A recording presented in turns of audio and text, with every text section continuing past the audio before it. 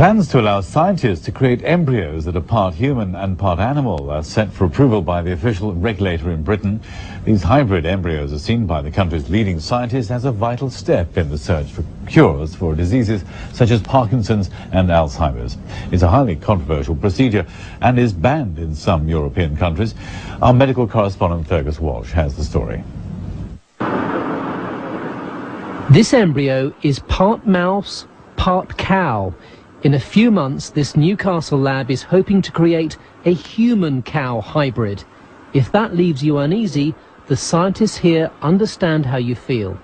It does seem a little abhorrent from a first analysis, that the fact that we're mixing bits of cow cells with bits of human cells, and people would automatically think, yeah, well, okay.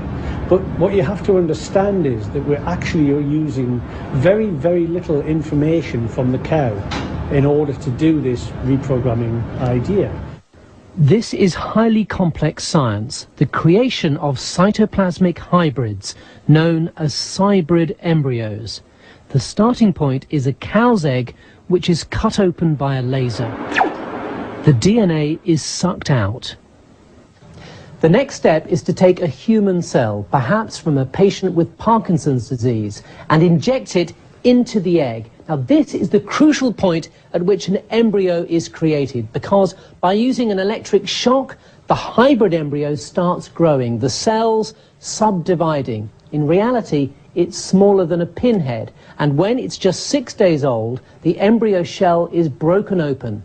Inside are stem cells, the body's master cells. The ultimate aim is to reprogram them into any tissue in the body. For example, nerve cells, heart cells, or brain cells. If it wasn't for the cocktail of pills he takes every few hours, Frank Brooks could barely walk. He has Parkinson's disease, the degenerative brain disorder, and strongly supports the new research. It would be an enormous benefit if that cure was developed to the people who are young enough to benefit from it, because it's going to be a few years before it's here. But if we don't start now, we're never going to get there. Approval for this research is a victory for scientists, as ministers originally planned to ban hybrid embryos. But religious and moral opponents are worried. I think this is a further violation of the rights of the embryo, in that the embryo is deprived not only of its life in the course of the experiment, but of any human parents. It is further dehumanised by the very method of its creation.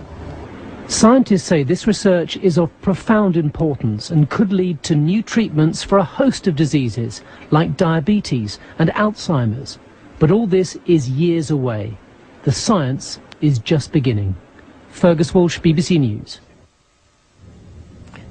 And I'll be back to look at how the public might respond to this complicated procedure and the politics of this, talking with a professor of bioethics in just a moment. First, let's go back now to the news that Britain is set to approve plans which will allow scientists to create embryos that are part human and part animal. Joining me here in the studio is Dr. Ruth Faden. She's Professor of Bioethics at Johns Hopkins University. Thanks so much for coming in. We heard there in that report that we ran earlier that a lot of scientists recognise that people are going to be appalled at the very idea of an embryo being created that's part cow, for example, yes, part human. They really will be, won't they? Well, it's hard to say. I think there certainly will be people who will find this disturbing, unnatural, and perhaps unacceptable. The question is, on reflection, as people understand exactly what is done in the science, will they still find it unacceptable? And will they find it unacceptable against the potential gain to science and medical progress that could result? Given the political complications here, difficulties in trying to push ahead with stem cell research, could you ever see a plan like that, which is about to be approved in Britain, it looks like, being approved here in America? It's a very good question. There certainly are teams of scientists in the United States who are keen to do exactly the same work that is being proposed to do in the UK. Frankly, I think the UK is going to set potentially a standard. If this work goes well, in the UK, both from the standpoint of the science and also from the standpoint of societal oversight and response, then I think the answer is yes for the United States. But people are going to ask themselves, how do we make sure, and this is often the case where science leapfrogs ahead of the politics and ahead of the ethics, how do we make sure that those scientists aren't ever going to use these hybrid embryos to produce something that's part cow, part human? Well, that's part of the concern and worry that many people in the general public have. And here again, it'll be very interesting to watch what happens in the UK. The question is, how well can societies regulate advances in science?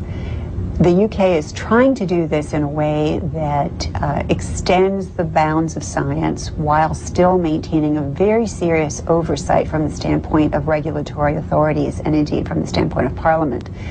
It's an open question how well we can contain technologies. This is a case of a good technology potentially could be misused. Dr. Ruth Fade, thanks very much again. Science and politics, always the two are linked.